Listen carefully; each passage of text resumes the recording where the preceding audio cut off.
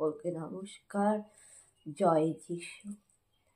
আজ আমি আপনাদের কাছে আলোচনা করব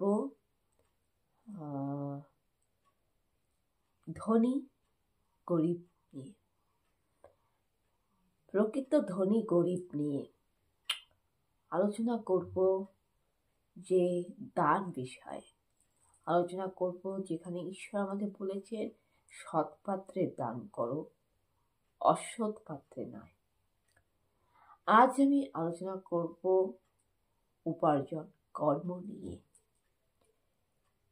কিভাবে মানুষ সেই অর্থের যোগ্যতা পায় সেটা নিয়ে আজ আমি আলোচনা করব। কিভাবে মানুষ ভণ্ডামি করে যাচ্ছে, ভণ্ডামি করে বেআইনিভাবে কোনো যোগ্যতাই ছিল না, মেঘনা চাইতে জল যাকে বলে, আর এই ভণ্ডামি করে আছে, ভণ্ডামির পর ভণ্ডামি, দুর্নীতির পর দুর্নীতি, অসৎ উপায়ে টাকা বেআইনিভাবে টাকা উপার্জন করছে, কিন্তু এর যোগ্যতা ছিল না, যেটা অসৎ উপায়, দুর্নীতিভাবে ভণ্ডামি করে। আজ আমি আলোচনা করব প্রকৃত সম্পদ, সেটাকে রক্ষা করা, সম্মান করা। আজ আমি আলোচনা করব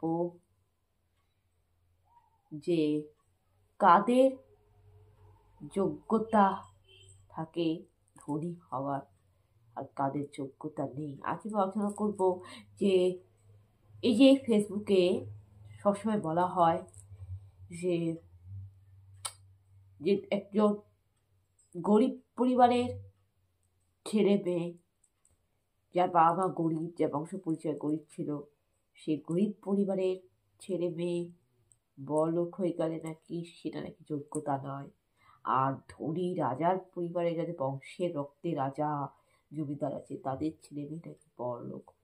এটা নিয়ে আলোচনা করব যে এই বিষয়ে কোনটা ঠিক আর কোনটা ভুল। কারণ পৃথিবীতে সব মানুষ তো ভুল পথেই যায়, কম মানুষ আছে 10% যারা ভালো পথে চলে।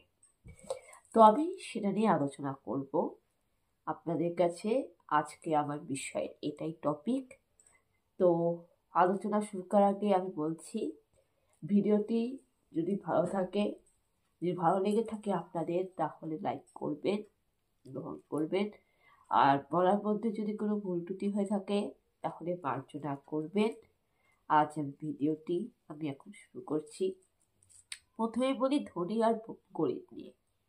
দেখুন, সবার আগে তো টাকা পয়সা দিয়ে তো আর ধনী গরিব বিচার করা যায় না। যার একটা সুন্দর মন আছে, যার একটা সুন্দর হৃদয় আছে, সেই তো প্রকৃতপক্ষে ধনী, ঠিক কিনা? আর যার মনটা নোংরা, যার মনটা নিচু, সেই তো প্রকৃতপক্ষে গরিব, তাই না? দেখুন, স্বর্গে গিয়ে তো টাকা পয়সা আপনি পাবেন না। টাকা পয়সা নিয়ে আমরা কেউ পৃথিবীতে আসিনি, আর না টাকা পয়সা নিয়ে কেউ শ্মশানে যাবে, কর্মে যাবে। আত্মাটা যাবে স্বর্গে। আর আমাদেরকে টাকা পয়সা কেন, আমাদেরকে দেহটা পর্যন্ত ত্যাগ করতে হবে, কবরে চিতার আগুন মিশে যাবে।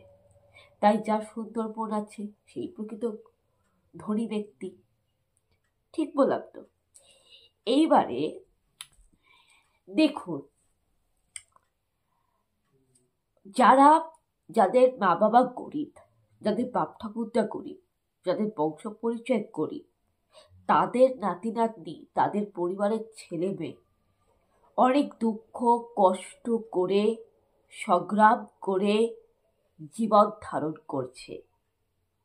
এটা কিন্তু আপনাকে মানতে হবে। যাদের বাবা মা গরিব, যাদের বংশ পরিচয় গরিব, যারা গরিব পরিবারের ছেলে মেয়ে, গরিব পরিবারের নাতনি, তারা কিন্তু অনেক দুঃখ কষ্টের মধ্য দিয়ে, অনেক গরিব দারিদ্রতার মধ্যে দিয়ে সংগ্রাম করছে, জীবন ধারণ করছে। এবং সেই গরিব পরিবারের, সেই দরিদ্র পরিবারের ছেলে মেয়ে এবং সেই দরিদ্র গরিব পরিবার নাতি নাতনি পড়াশোনা করছে, লেখাপড়ায় কিন্তু আবার ভালো 90% মার্কস পাচ্ছে, লেখাপড়ায় শিক্ষাগত যোগ্যতার মান খুবই ভালো, এবং তারা খুব মেধাবী ছাত্রী, এবং সেই গরিব পরিবারের ছেলেমেয়েরাও কিন্তু স্বপ্ন দেখে যে তারা শিক্ষিত হতে চায়, তারা লেখাপড়াকে ভালোবাসে, তারা শিক্ষাকে ভালোবাসে এবং তাদের মধ্যে জ্ঞান বিদ্যা আছে এবং তারা পড়াশোনা করে, লেখাপড়া করে, পরীক্ষা দিয়ে ভালো রেজাল্ট করে এবং তাদের রেজাল্টও তাদের A+ 90% মার্কস থাকে এবং তারা পড়াশোনার দিক থেকে তাদের যথেষ্ট যোগ্যতা আছে, মেধাবী তারা এবং তাদের এক একটা ট্যালেন্ট। তাদের মধ্যে কেউ ভালো নাচ পারে, কেউ গান পারে, কেউ খেলা পারে, কেউ কেউ আবার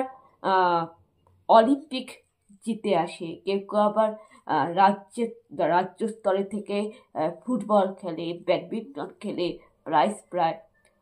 এরকম এক একটা ট্যালেন্ট। কেউ কেউ আবার সারেগামা পাতেও যায়, কেউ কেউ আবার টেলিভিশনের টিভির পর্দায় সারেগামাতে গান করতে যায়, কেউ dance Bangla dance, dance India ডান্সে যায়। তো এক একটা রকম তাদের ট্যালেন্ট, এটা তাদের প্রতিভা এবং তারা খুব ব্রিলিয়ান্ট। আর তার বেশিরভাগ কিন্তু গরিব পরিবারের ছেলেমেয়েরাই হয়।